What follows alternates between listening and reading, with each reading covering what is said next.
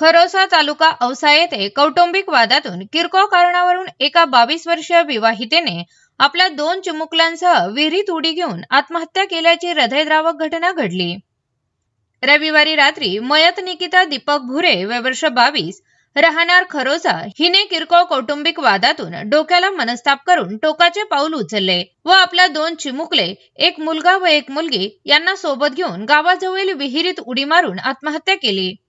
कौटुंबिक वादातून टोकाचे पाऊल विवाहितेने उचलल्याने हळहळ व्यक्त केली जात आहे। फिर्यादी मनोज भरत भुरे यांनी दिलेल्या अर्जावरून किल्लारी पोलीस ठाण्यात आकस्मिक मृत्यूची नोंद करण्यात आली आहे।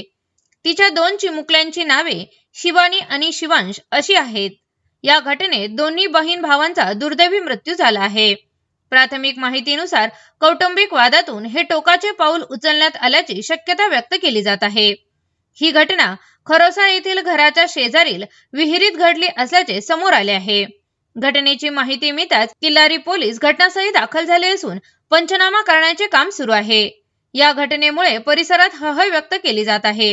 विहिरीतून मृतांना काढून लांबजना येथील रुग्णालयात शवविच्छेदन करण्यात येऊन अंत्यविधीसाठी नातेवाईकांना प्रेत देण्यात आले आहेत।